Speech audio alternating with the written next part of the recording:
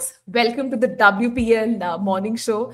We are reaching, the business end of the WPL, and both Rishab and I are a little sad, but then obviously, we won't let that be a dampener to this discussion, right? Because last night's Gujarat Giants versus Mumbai Indians match, I mean, it felt like it could just go anywhere, right? Till the very last ball, you could sense that Mumbai is trying to give it their all, but then Gujarat really held their nerve to clinch crucial 11 run win. They have now, qualified for the playoffs itself. The way I say playoffs, as there's many matches, literally, they've, booked their place in the eliminator, so to say.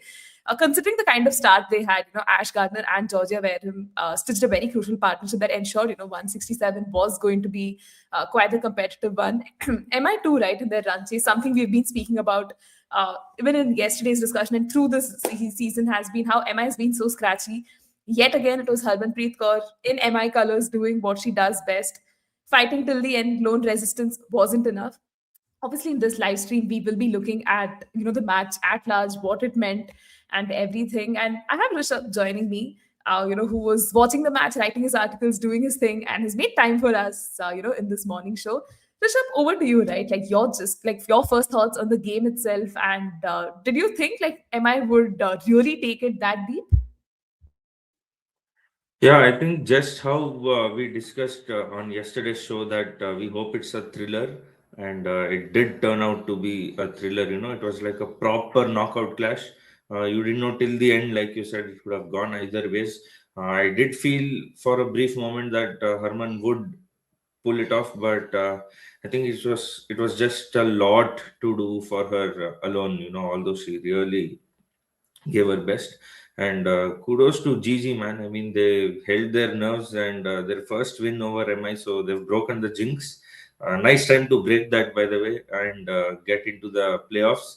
So we have two teams now, just one slot remaining, and it's really interesting. One game left, one slot left, still three potential contenders. So, like how this is really shaping up, it's getting this interesting, and it's good for the game, for the tournament as well, for all of us viewers as well. So a nice game overall in complete perspective that way.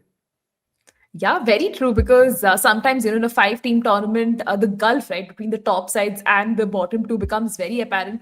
But this time, again, till the very last game. In fact, tomorrow's DC versus UP match is something I think a lot of people are going to be watching. Because what if UP pull off the unthinkable, get those 2 points? Then you have Mumbai, DC, and UP with 6 points each. Then it boils down to net run rate, right?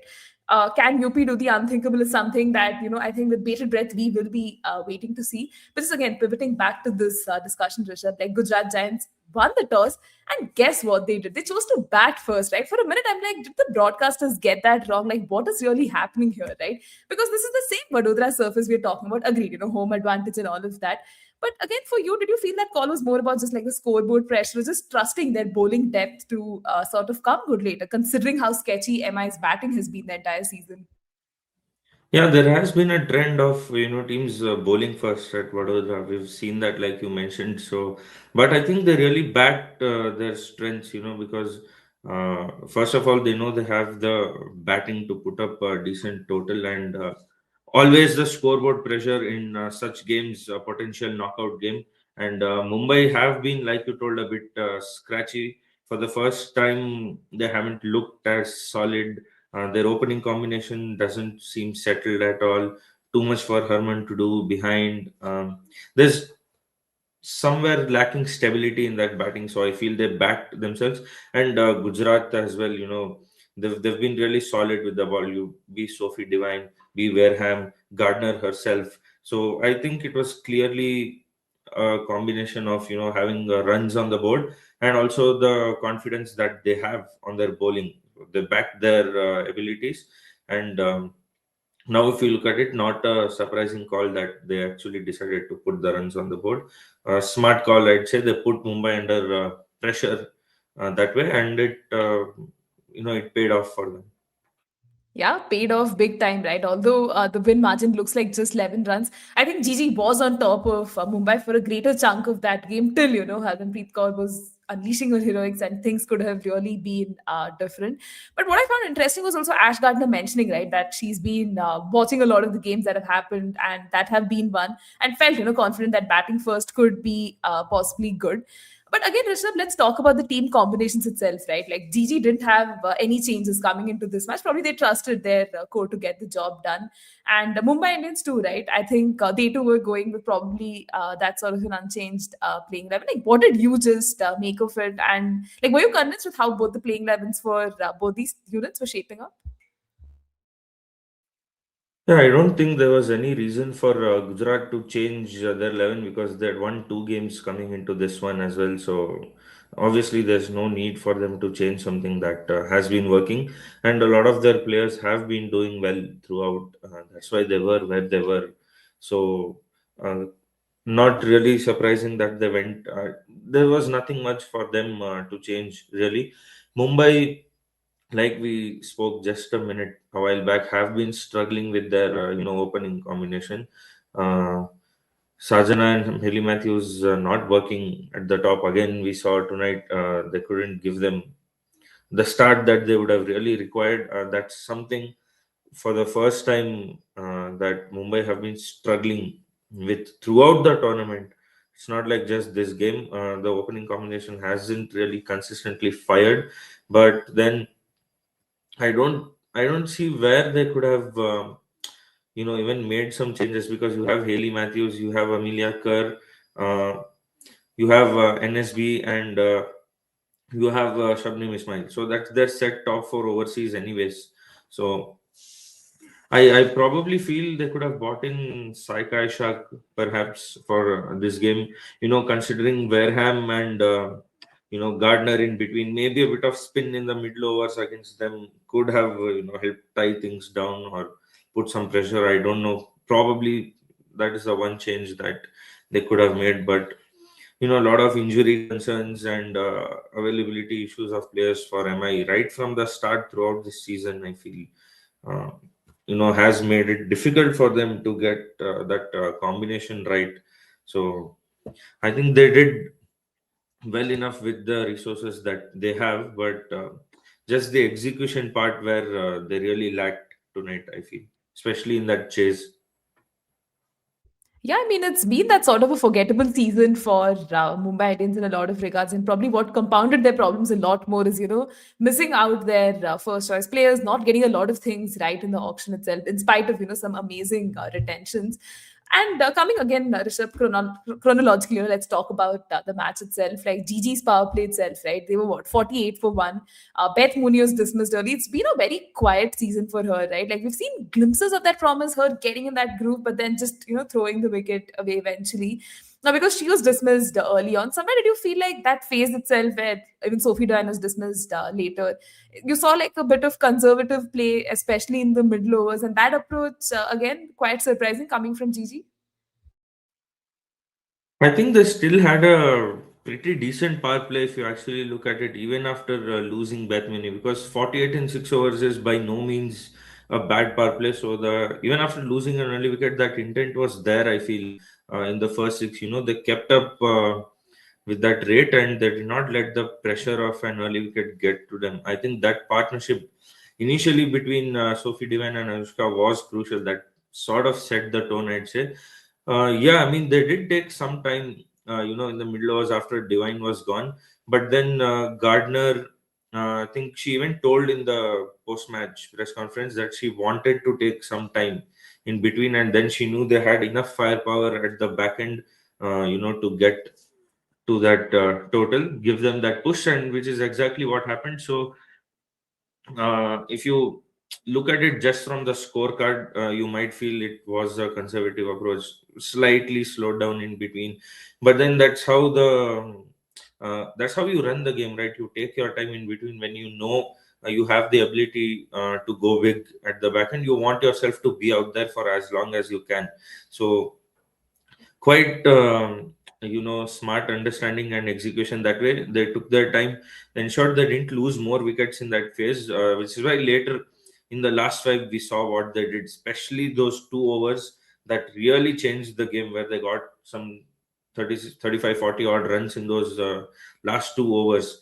The 2 overs of Shabnim Ismail, that 16th, 17th over, that really, so they were able to do that only because they were out there, because they took their time, and they also kept the board ticking. It's not like they completely went into a shell even in that phase. So uh, I wouldn't say exactly a conservative. It was, just a smart approach and understanding of the situation, playing the situation really, I feel. No, fair enough. I see where you're coming from with this perspective, because let's actually, spotlight Sophie Devine and Anushka Sharma's partnership, right? Like, how important do you think that was, sort of stabilizing things after that early wicket? And as you rightly said, not letting that run rate dip.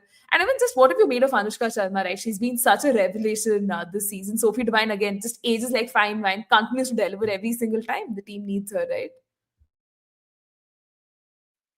Yeah, Sophie Devine, both with the bat and ball, she's having a phenomenal season this year, really, for Gigi, and she's been one of their mainstays, hands down. But I'd like to talk about Anushka Sharma, like you said. If you look at that lineup, Beth Mooney, Sophie Devine, Gardner, Wareham, Bharti Fulmali as well, who can really go big. In that lineup of such, star names and reputed batters, for someone like her to create that impact and deliver performances like this, especially last night under pressure, you've lost an early wicket, you need to get those runs on the board against a team like MI. So her innings, although it might seem 33 of 31, less than just slightly above run a ball and all of that, but in the context of the game, a really important knock that she played, she was out there. I think being out there also allowed them to stitch that partnership, she and Sophie, and then set the platform for the other two to come in and do what they did. Because if they had lost more wickets at that point, it could have gone down, and they could have really been under a lot more pressure, and don't think they would have gotten the amount of runs that they did end up with. So really crucial for her to be playing that kind of knock that she did, given the situation of the game under pressure. Really impactful 33 runs, that so that'll do a world of good to her confidence and to the team as well, to know your domestic local Indian players performing that way amid all your big names and overseas players. That is always a huge boost for any team, especially going into the playoffs. You have different people performing for you, and you're not reliant on those two, three, or three, four big names. So that's a really huge positive for them from this game and heading into the playoffs, and even for the future seasons.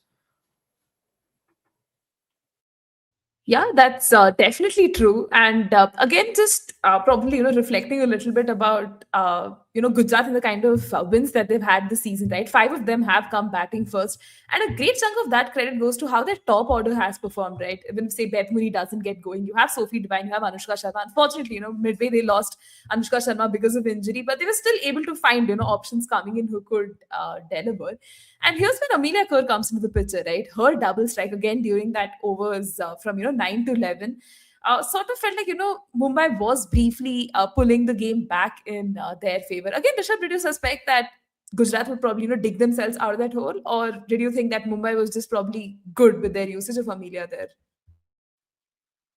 Yeah, those two wickets that Amelia got in the middle phase, she got both Anushka and Ash Gardner. She got both the set batters out.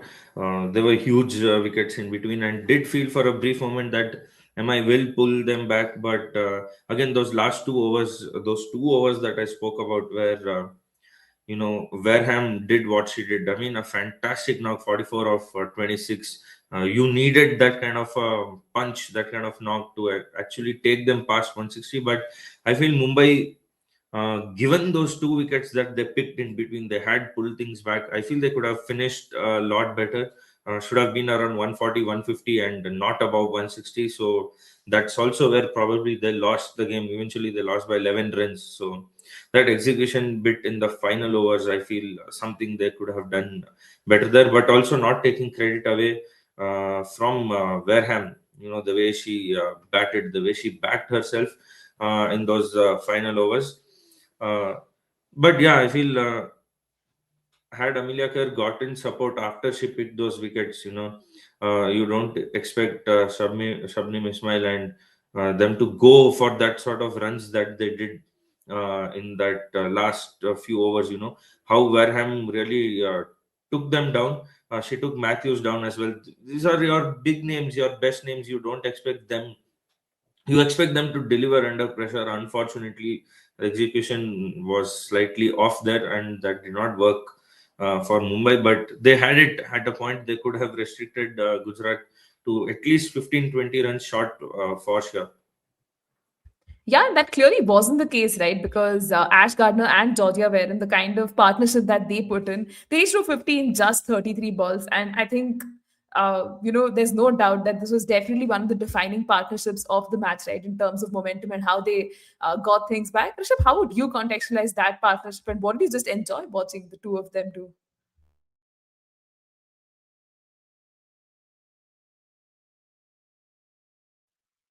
Huh. The partnership between Gardner and Wareham, right? That was really like we have been talking all this while. I mean, if they hadn't gotten that push and say they had finished at 140, 150, it would have been a really different game altogether. And is their understanding that I really previously spoke about, the game awareness, the situation, reading the situation, uh, took their time slightly after they had lost those 2-3 wickets of Divine and Anushka in between. So they ensured they were out there, and they knew if they were out there, trust on their abilities, and they know what they could do. And they targeted and took down bowlers. Like I spoke, Wareham, she took down Matthews there, and that over really shifted the momentum, I feel. Because till then, like we have been discussing, MI still had it in control, that pulled things back. So that partnership, I feel, really, really crucial. If you look at both of their strike rates, close to 170. So it's really those impactful knocks that you need at the back end. Despite we talking a lot about them taking some time initially, being out there and all of that, you still look at the strike rates that both of them played at close to 165, 170. So they really made up for it towards the end, and that was the partnership that took them past that 160 mark, close to 170. And on this kind of a surface, that was definitely an above par decent above par total, runs on the board that we've been talking about. And with MI's opening being slightly shaky and slightly slight over reliance on Herman, I'd say. So considering all of that, they knew, I think they would be well aware that anything about 160 would really give them a solid chance in the game, given their bowling as well, which we saw also happen. So that was really the game changing partnership, I feel. Yeah, and I think a lot of the credit, right, for this, we did talk about Ash Gardner, was Georgia Warren too, right? She finished with 44 of just 26 balls, has been under a lot of criticism, right, this season as to her performances not being up to the mark and the fact that, Kim Garth is being kept out, sort of accommodate her. And she's coming in from a good WPL season, has had a few cameos this time around too, but people, still find reasons to criticize her. But what I found really like striking about her knock itself was how she was just like rotating the strike at ease, her boundary timing too, right? Especially in the last 5 overs, as we've spoken about, that helped Gigi get to that above par total as well. But Rishabh, what did you like about Georgia Wareham and the way she sort of, went about her final flourish? So like I just mentioned a little earlier, you pick bowlers to target, and then you specifically go after them, and that's how you shift the momentum, right? And that is what she did. She went after Matthews, and that big over that she got really changed the momentum of the game.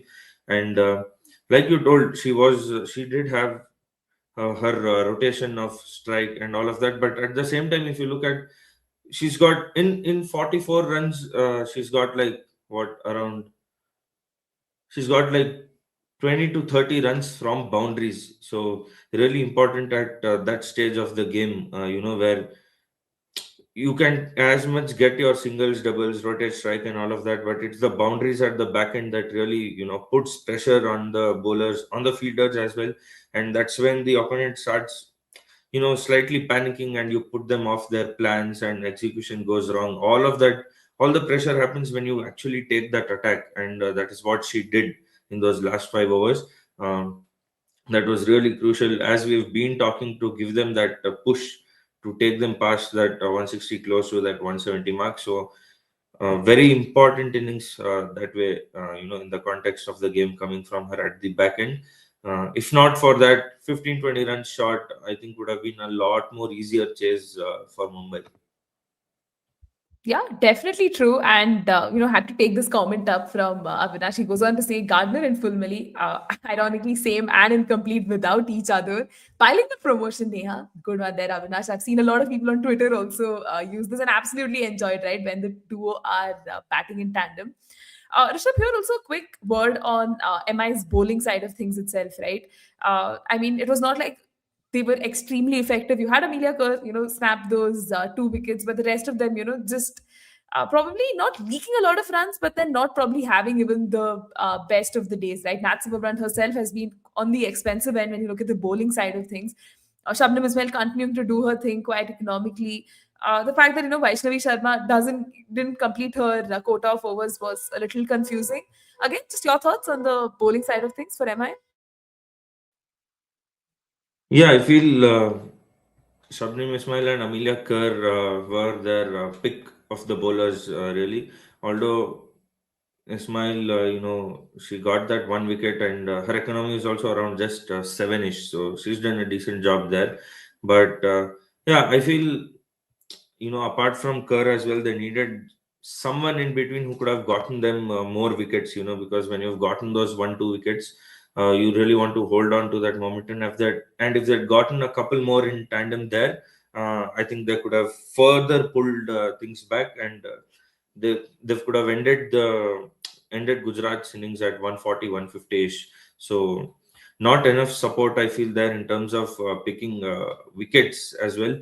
And Vaishnavi Sharma, yeah, I feel, even though she was slightly on the expensive side, probably could have been given an over or two, or even Amanjot, for that matter. I think she just went for what, like 13 odd runs of her 2 overs. So she did a decent job despite not picking wickets. So probably either of them could have had an over extra. Uh, Slightly could have been managed better there, I feel, because to get you really needed to get either Wareham or Gardner out a lot quicker. You didn't get Gardner, but she'd done enough damage by then. So if someone could have put that pressure, on Wareham, not let her settle in really, then again, the difference that we've been talking about, those 15-20 runs, could have been a different game altogether for MI. Yeah, and that's where they probably, let the momentum sort of slip from their hand. Let's also take a few comments coming in. Avinash goes on to add that Gigi getting to the second eliminator. Okay, Gigi getting to second eliminator back-to-back seasons under Klinger and Gardner's leadership. So overseas dependence clearly showing path for them in results. Kind of sort of agree with this, but I still feel there have been Indian talents that have really done well for Gujarat, right? Bharti Fulmali is one example that comes right to mind. I think Kanika Ahuja too, right? And the few opportunities that she's had this season, she's showed what she's made of. Kashvi Gautam too, right? In pockets here and there, coming back from injury and showcasing what she's made of. But again, Rishabh, how would you look at this one, right? Probably like there's arguments on both sides of the fence. Yeah, but they have been slightly more dependent on their overseas picks, right? Starting from Mooney, Divine, Gardner, Wareham, all of them. These are the guys who have been their key performers even in this season. Even the last game against DC, 9 runs of the final over, you have Sophie Divine pulling that off phenomenally. And yeah, like you told, their Indian players, Bharti Fulmali, even in that game against RCB, even where they lost, she really took charge there. Anushka as well last night. So there have been guys who have been doing well in patches, but I feel they need a lot more consistent performances from their Indian players. Someone like Renuka Thakur, lot of expectations from her, but she hasn't quite been at her best, leading that pace attack. There also you had to have Sophie Devine really taking more responsibility and doing the job there as well. So I think something there that they'll slightly will ponder upon, irrespective of wherever they finish the tournament. You do have the likes of, like you mentioned, Kanika Ahuja, Kashvi Gautam. All of these are, really reliable, really good talents, upcoming talents. I feel Rajeshwari Gaikwad, they could have also used slightly a lot better. I feel they could have utilized her as well. So some working to do there with the Indian talents. It's not like they do not have talented players or good names in their lineup. They do have a lot of guys with a lot of potential out there, but it's just how you really manage and bring the best out of them. You can have all the players you want, but it's also about how you the bring their best out of them. So that's something they will have to work on, because it's their overseas stars clearly who have majorly performed. The bulk of the chunk of performances have come from their overseas players throughout the tournament. So you'd want some more consistent contributions from the Indian names in that lineup.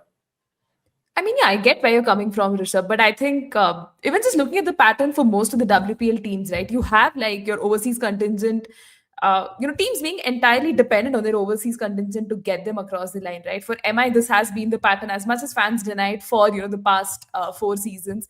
For RCB too, right? The reliance on Perry is undeniable. It takes me back to a point I've been making on the show that again these are franchises run by corporates, right? They would just want wins. They don't care about like actually growing Indian talent or so. If it happens, it's like a spillover effect or something that's happening for the good. But again, the whole aspect of just the Indian players itself, you'd expect them to step up as much as possible, but that inconsistency becomes a major cause for concern, right? Take the case of Tanuja Kanwar or even Kashvi Gautam. Like they've done well, like in one-off seasons, or they've just been given that long rope, but it hasn't really meant or signaled a lot of performances in that way. But let's see how this trend sort of changes, right? I remember even the initial, like again, reference to men's cricket here, apologies, the initial seasons of the IPL too, right? We saw how a lot of teams depended on like there's certain overseas stars to do the job for them. It was much later you started seeing like a lot of Indian talent, get their due and actually end up stepping up for their team. So hopefully the WPL can, break the trend much earlier.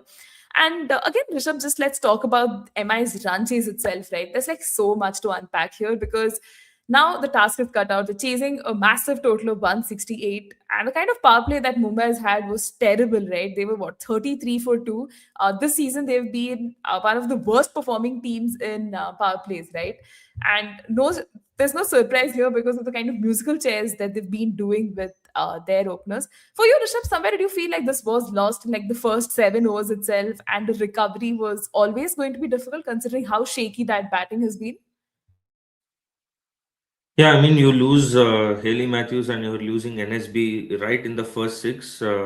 Huge blows, two huge blows when you're chasing, 160, 170 in a potential knockout game, in a pressure game. You would always want to get a good start, in the power play.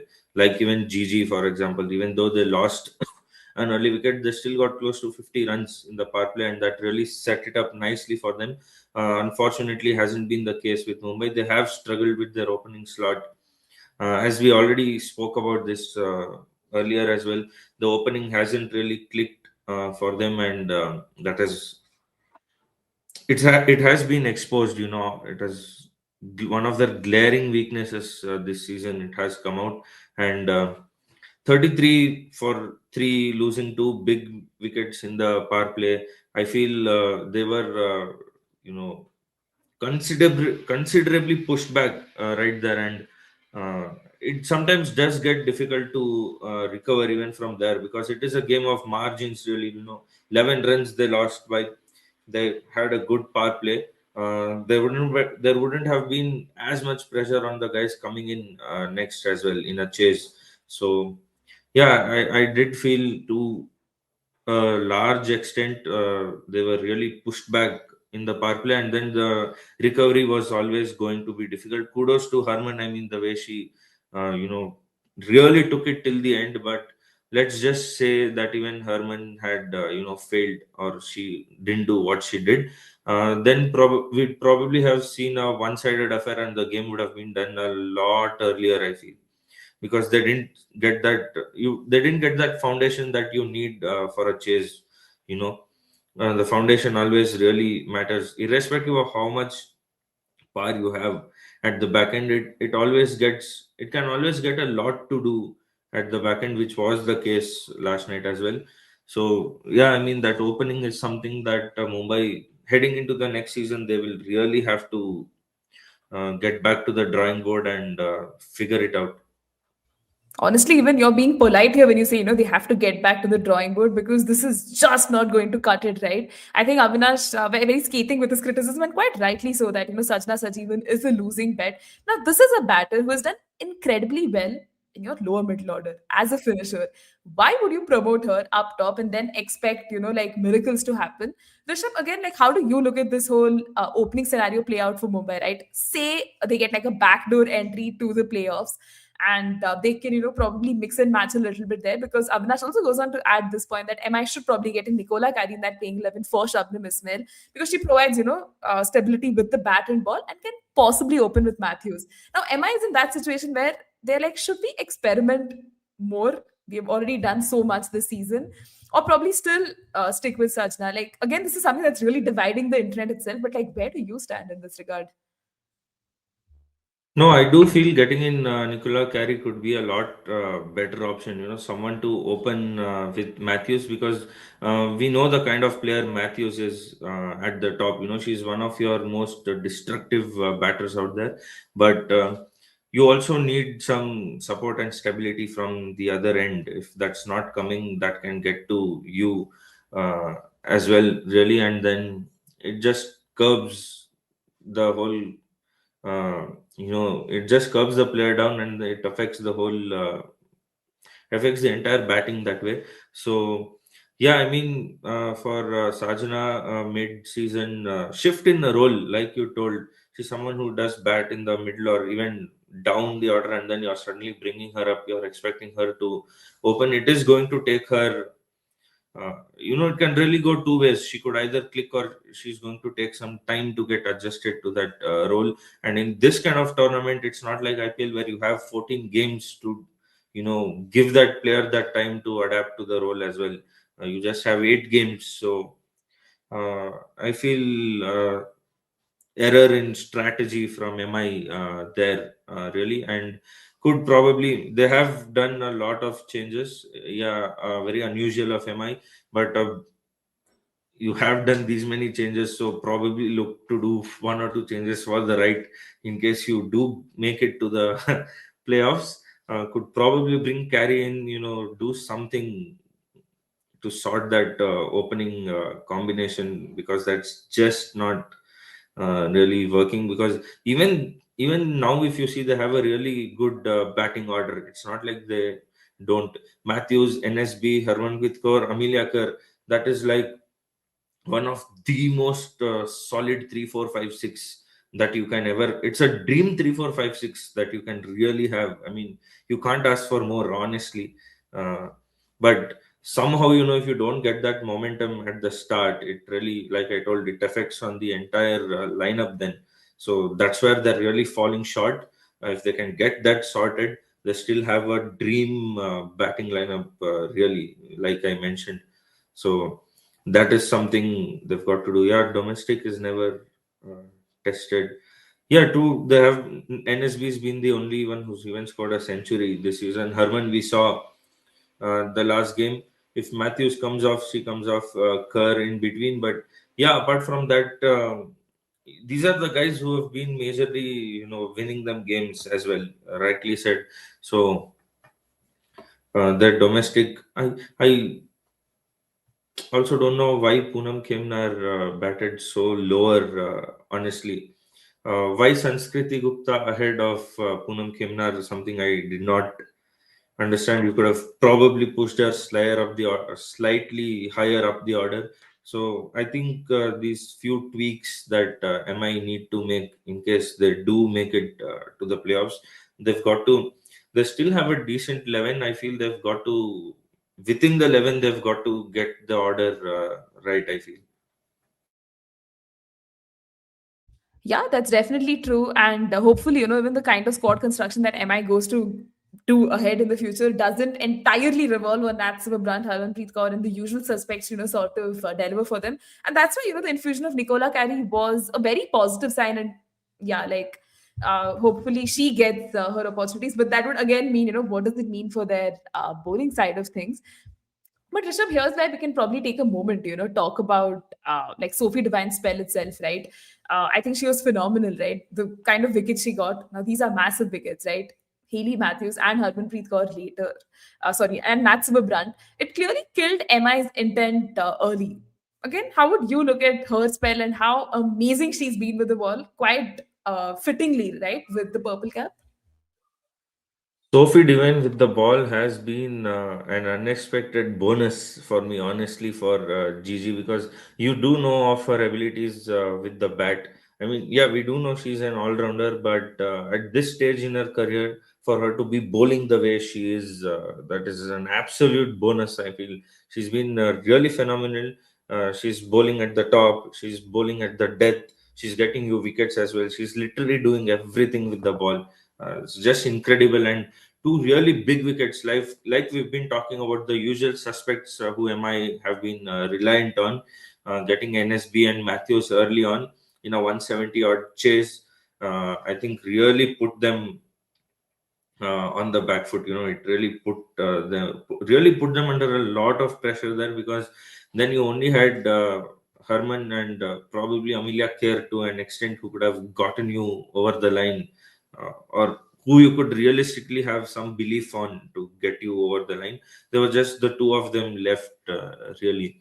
So I think major part of the game for Gigi was really won in that top phase, where they got those three big wickets, and particularly Sophie Devine. And not just getting wickets is one thing, but she also kept it really tight.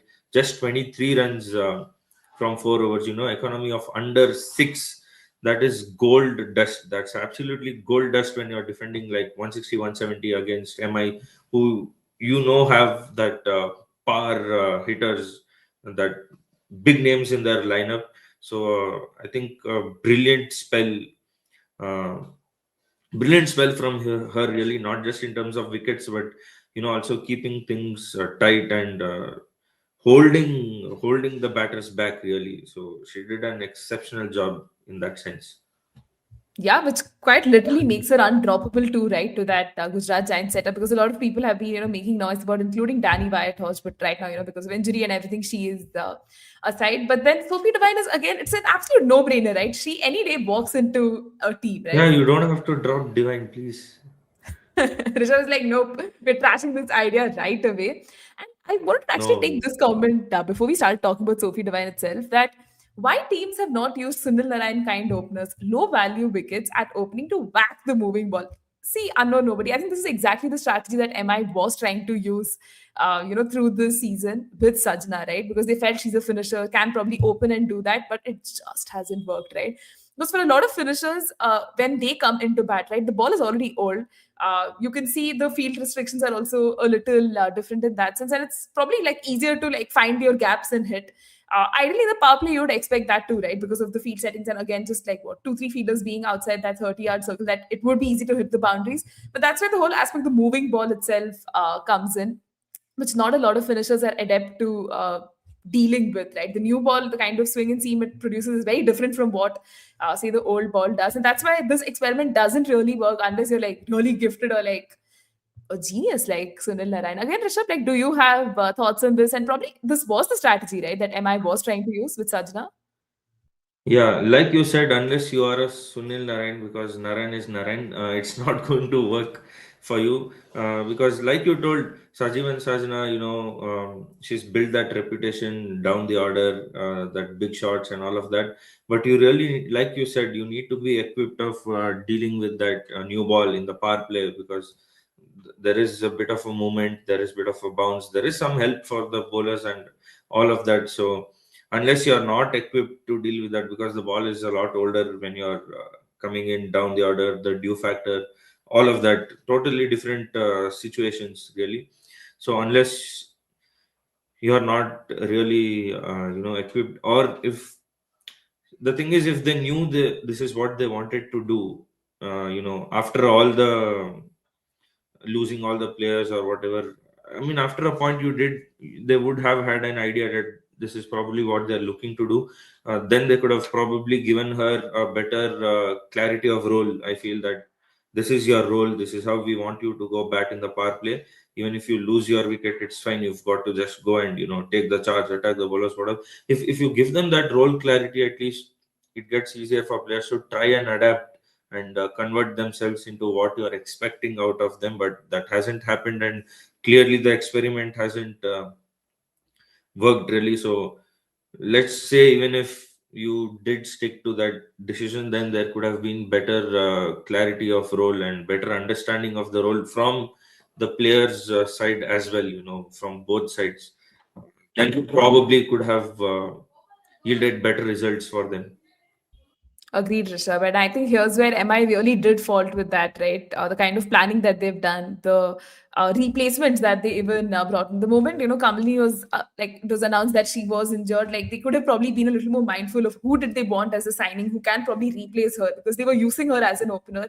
Again, the moment the returns from her side were coming in low, they brought her in lower down the order. Like, just so many bizarre things were happening, which has been quite disappointing. And again, this is the post Charlotte Edwards era under Lisa Kitely, and you'd expect some sort of clarity, but that hasn't happened. But again, just dialing our attention back to this match, Uh, now you look at MI's batting card. Besides Harmanpreet Kaur, the rest of it just cuts a very sorry figure, right? Most of them were not able to convert their starts, and it happens, right, in run chases like this when you really find yourself under so much pressure. Yet, Rishabh, there was one clutch performance, and I'm sure you're so excited to talk about it because it's Harmanpreet Kaur, right? Of 48 balls, scoring in 82, till the very last moment, you could see, right? If Harman is there, the game could really, really tilt in MI's favor. Like, again, how do we contextualize this knock? When MI is at the losing end, but it's just one of those performances that will go down in the annals of history for being so amazing. And again, coming against her favorite opponent, Gujarat Giants, right? Yeah, I feel Herman mentioned even in the post-match that she was looking for support from the other end, but she really didn't get that, because she did everything that she could. Really, she's not put any foot wrong. 82 of 48, single-handedly carrying that chase under pressure, because she knew she would be out there till the end, and a little support from the other end, she could have really pulled the chase off.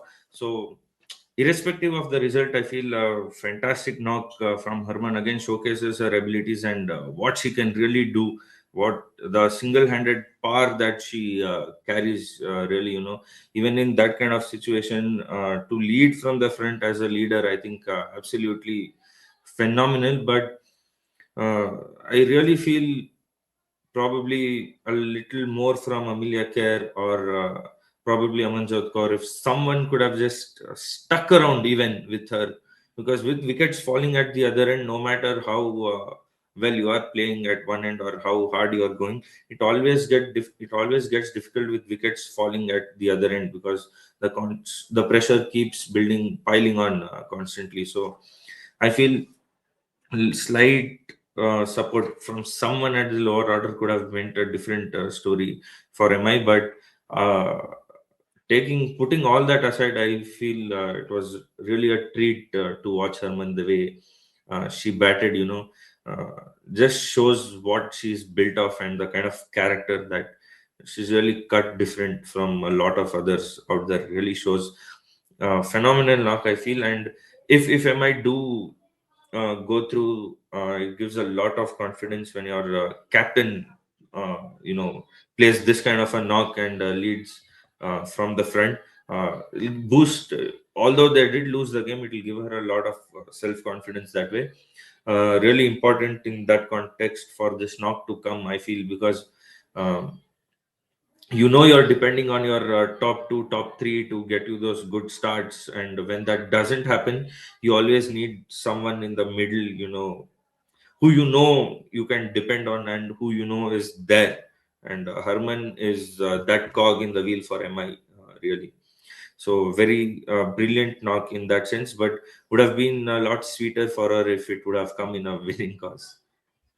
Yeah, that's definitely true because I think we both can agree, right? Harman and MI Colors is an entirely different beast. It's so nice to see her be relaxed. This is a champion team, right? That's won like what, two out of three editions now. This edition, not really certain if they can sort of make that backroom entry to the playoffs. I think Tushar has a very valid point here. He goes on to say Harman's comment of not getting support doesn't make sense. Bro, you barely use players even when you were in a good position. How are you supposed to have them perform under pressure? Which is valid. Why is Poonam Khemnar in the team, right? If you're going to use her that low in the batting order, like again, you're using her as a designated finisher. Again, it's just putting just like so much pressure on her itself, right? Which is sort of unfair and doesn't really make sense. Here's where I'd probably say, drop her. You bring in an extra bowler itself, right? You have Kranti Reddy, who apparently was the work of the scouts. They feel like she can bring in so much value, and here's where bringing in Kranti Reddy means you can probably drop Shabnam Ismail and have Nicola Carey come in, right? That really beefs up the bowling attack side of things. This is again just me throwing out names there, but then I completely agree with this that they haven't used their resources enough and they've been heavily dependent on just their overseas contingent and her to do the job. But Rishabh, like, where do you stand on this? Like, I know a lot of the decisions are not entirely just Harman's; it is the team management and what they think is best to win. But yeah, just to expect them to stand up and deliver in a run chase like this might be too much, right? When they haven't been given the right opportunities. Yeah, I mean, you suddenly can't expect them to come in one day and just perform like this under pressure, especially in it's a potential knockout game. So that's always going to be there. And yeah, better utilization of players like we have spoken before as well. Why did you not get Poonam Khemnar up the order if she's there? What is she really doing in that 11 then? Doesn't make sense. So you've got to utilize whatever resources you have better. That is really.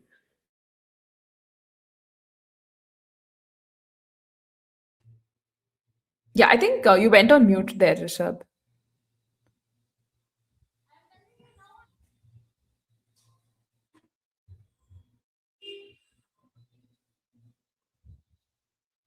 Okay, so I think Rishabh is facing a little bit of an internet glitch there. But yeah, Tushar, I think this is definitely a valid point. Something I remember even during, our cricket.com discussions, we would talk about. And I think Rishabh and I were speaking off record as well, right, about this. And I think the start of our discussion too, about how a lot of the domestic players just go underutilized because they have, the likes of Amelia Kerr, who had been performing so well for them in the past seasons. You had Nat Silverbrunt, Haley Matthews. I mean, like pretty much they are doing the bulk of the heavy lifting, so the others didn't really have to, push and do so much, right? And again, just to probably, yeah, I'll just I think add back Rishabh. He's back. Yeah, Rishabh, I think we briefly lost you there for a moment, but I think just yeah, if you had like a concluding note for this, we can just have that. Yeah. Yeah, so I was just saying, if you do have someone like Poonam Khemnar there, why, if you're not utilizing her properly, what is the point of her even being in the 11? She should have really batted slightly up the order there, and I also do feel they can probably look to bolster that all-round balance a bit by bringing Nicola Carey in to the 11. Uh, but yeah, there have been really, top three, four, five heavy MI, and when that doesn't come off, you see results like what has happened last night. So they've got to work on getting that balance right and giving those. If these guys aren't tested enough, then this is what will happen in such kind of situations. So yeah, they've got to look to utilize their resources slightly better, I feel. Yeah, completely agree with you there. And again, Rishabh, a quick word on Gujarat's bowling effort itself, right? Again, not the flashiest one, but then you could clearly see, right? A lot of performances just turning out to be so good for them. You had Kashvi Gautam, who bowled economically, took a wicket. Rajeshwari Gaikwad went tad expensive, but again, snapped up that solitary wicket. The likes of Sophie Devine and Georgia Wareham too, right, being so decisive with their line and length and the kind of economies that they have, and Ash Gardner too, right, coming good. So again, when you look at the bowling performance itself, holds them in good stead going ahead in the tournament. Yeah, very well rounded, I feel, because two crucial wickets of Amelia and Amanjot there by Wareham and Gaikwad. Although Gaikwad was slightly expensive, but that was a key wicket at that point in time because you want to kill down that support from. If you can't get one from the other end, you probably want to keep picking wickets from the other end. That is what Gujarat did well. Kashvi as well. The 2 overs that she bowled really economical, and she also got that crucial wicket at the top because uh, Sajana was set 26 of 25. Probably she could have come better if she was out there for a longer time. So that as well, and Wareham also contributing both with bat and ball. I think two crucial wickets in the middle really. That she got Sanskriti Gupta as well. They just kept chipping away really from one end, and they just kept picking wickets constantly, and that always kept MI behind. And even though you had Herman going at one end, it really didn't allow them to get ahead in the chase. At all points, they were under pressure because you consistently and constantly had wickets falling at one end. So a very, you know, very collective effort from the bowling unit that way to keep chipping away and keep. You have to ensure you maintain that pressure, something which MI could not do despite picking those two wickets there. Then at the back end, they just let it slip. That's something that Gujarat did not do, and they held their nerves really well there at the back end. So I think they're shaping up really well as a solid all-round unit, with players chipping in. The only thing that like is more consistent contributions I feel from their Indian contingent, but otherwise they're looking really solid and well all-rounded. Yeah, fair enough. And Tushar very cheekily adding that MI just gives some Indian batters to RCB if you don't need them. All RCB are playing with right now is bowlers. RCB bowlers have been doing the bulk of the job, but the batting department too, right? Gautami Naik herself came good in one of those games. Again, there are some holes that RCB can definitely plug with their Yeah. batting, but again, Rishabh, do you agree with that? Yeah, I mean, the batting has been tested this season. Apart from that, top two, top three, and the other Richa Ghosh and all of these guys. But like you mentioned, Gautam Naik, even Radha Yadav, all of them have stepped up. Arundhati Reddy to some extent as well has been decent. But yeah, could probably do with solid batter in the middle. Like a better batting all-rounder per se than the bowling all-rounders there. So yeah, wouldn't mind getting an Indian batter from wherever, not just MI. Yeah, definitely true. And this comment too, right? That Georgia Wareham yesterday played supremely well with the bat and the ball. Again, Rishabh quite deservingly given the player of the match award. We've spoken at length about her batting performance side of things, but her coming good with the ball again, great stuff. Definitely, and fortunately, RCB haven't missed Wareham this season. If we did, then looking at her performance, it would be very sad. But brilliant for Gujarat, really, to get that kind of a gun all-rounder there who's equally good with in both aspects.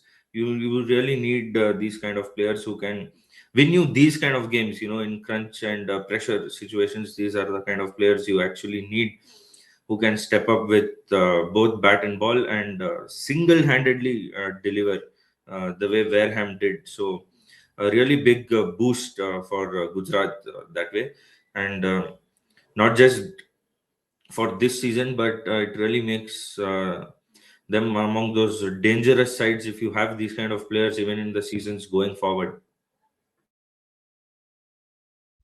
Yeah, very true there. And hopefully, we keep seeing performances like this coming from her. I think a lot of RCB fans will very fondly remember her, being a part of the RCB setup, but there's only so many players you can retain. And coming off of a back of a good WPL, WBPL season, great to see her do well.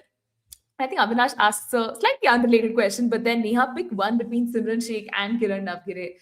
This is honestly a tough one, right? I mean, both of them come in with such big reputations of being big hitters and doing their bit. But if I really, really had to pick one, I know I'm going to get a lot of stick for this. It would probably still be Kiran Navgire, right?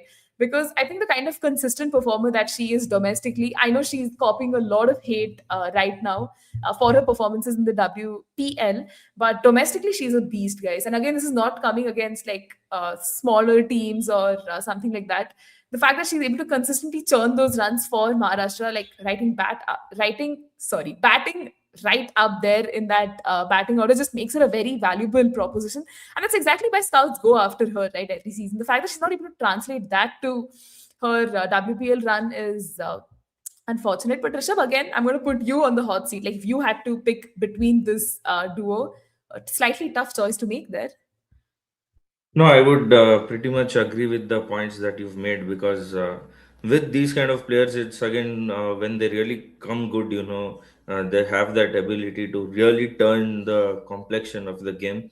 And probably this WPL, it hasn't come off from her, but that by no means takes away the quality that she possesses, really. Like you mentioned, she's still been doing well domestically. So sometimes you do have those seasons where it doesn't come off, but if you can back a player like this, and if she also knows that she has that backing and faith, then at some point she's going to come good. And the time she does, uh, then you're going to know that there's very few with that kind of ability who can really take the attack to the opposition, and they can just take the game away. So maybe this season she's not come off as you would have expected her to, but doesn't take the ability that she has away from her.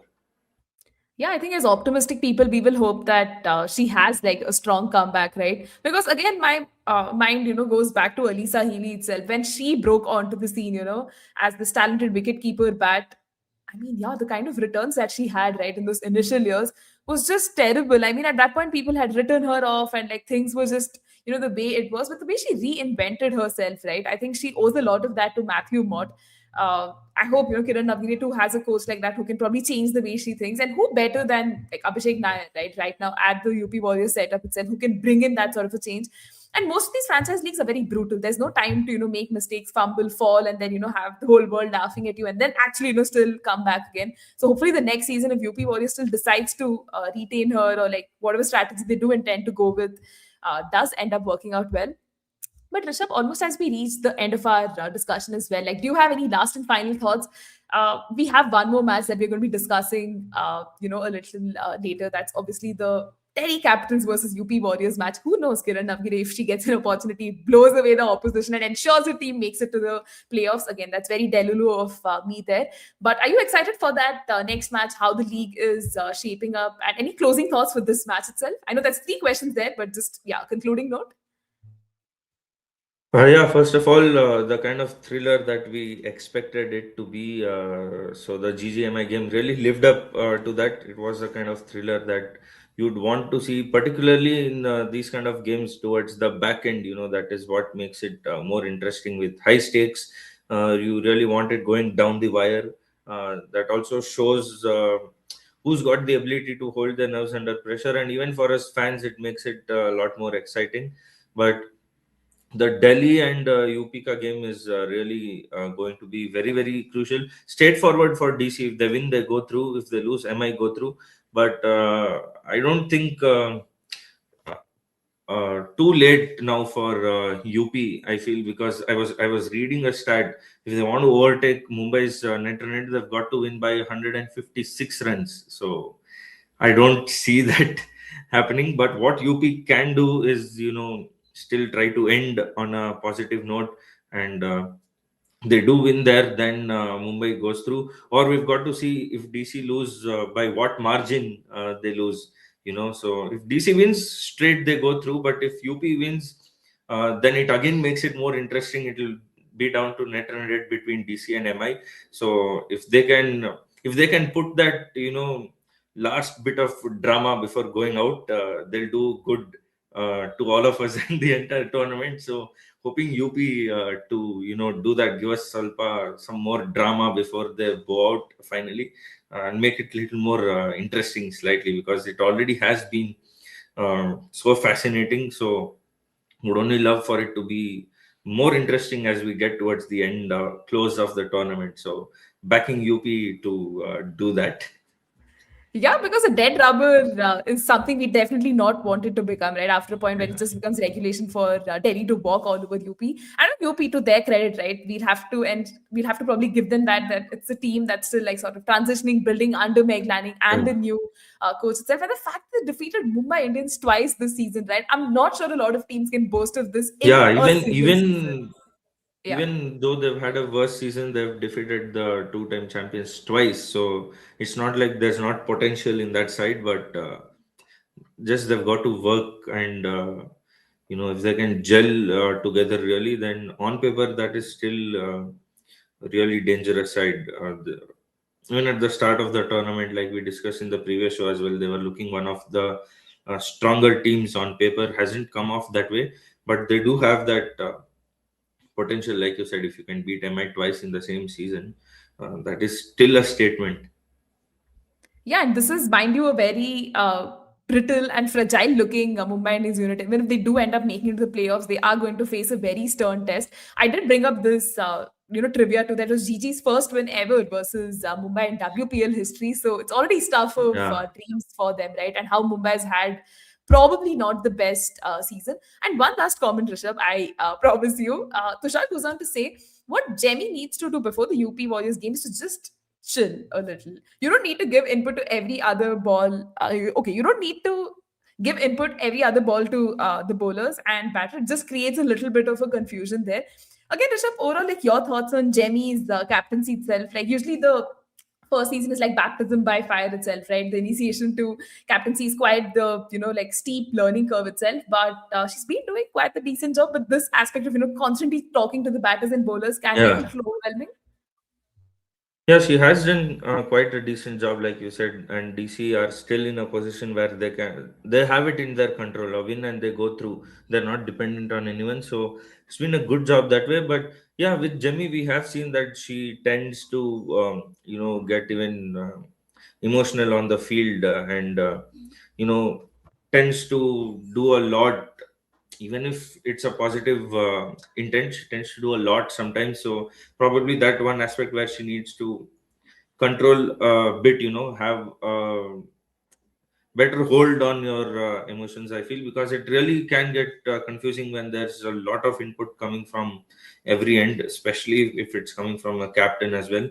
So yeah, she's got to take a chill pill, relax a bit, keep her mind calm, because uh, a calm Jimmy, that was what I was coming to. A calm Jimmy, if she delivers, then we all know what she can do. We saw in that World Cup the ability that she has. So if she can deliver on both fronts that way, keep her team well gelled, and even as a batter herself, uh, then it shouldn't be a lot difficult for DC to go through. Yeah, and it will be very interesting if they do end up making it through, right? Because under Meg Lanning's captaincy, all the times they didn't have to go through like this whole eliminator route or depend on like the last league Uh, match to sort of make it through. And for Jenny's captaincy itself, right, it will be a defining factor like that. But yeah, folks, I think that pretty much does conclude our discussion. I had to end the live chat, with this comment from Avinash that Rishabh and Shetty, deadly combination, Kantara wala movie ho jaye. Yeah, we are hoping that this live stream can also cause that sort of a ripple effect once it's done too. But thank you so much, folks, for joining us in. For all you very chirpy folks in the live chat, we really love that. Helped our conversation. And to Rishabh as well, we will catch up once again after the Delhi Capitals versus UP Warriors match, with hopefully a lot of interesting talking points and a match that has absolutely gone down to the wire. Potentially a super over. I know our BP will go up and down, but I think it's definitely worth that happening itself. But yeah, folks, that's all for now. See you next. Bye.